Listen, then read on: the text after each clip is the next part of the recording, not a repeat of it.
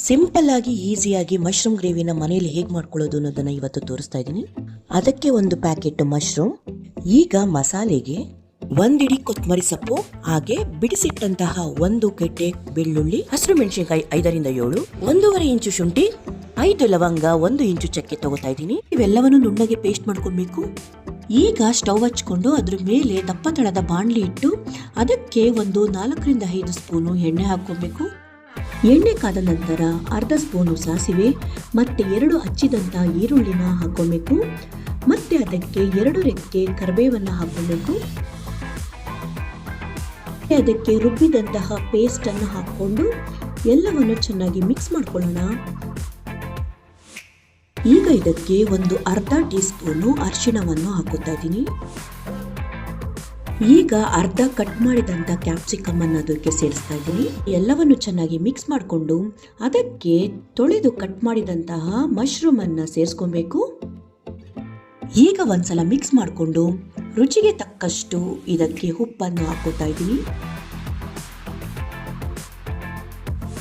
ಹಚ್ಚಿದಂತ ಒಂದು ಟೊಮೆಟೊವನ್ನು ಸೇರಿಸ್ಕೊಬೇಕು.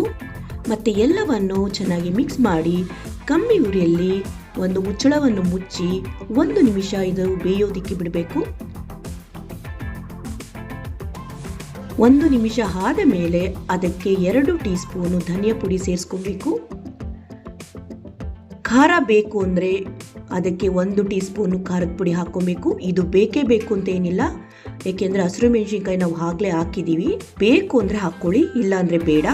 ಮತ್ತು ಎಲ್ಲವನ್ನು ಚೆನ್ನಾಗಿ ಮಿಕ್ಸ್ ಮಾಡಿ, ಈಗ ನೋಡಿ ನೀರೆಲ್ಲ ಚೆನ್ನಾಗಿ ಬಿಡ್ತಾ ಇದೆ.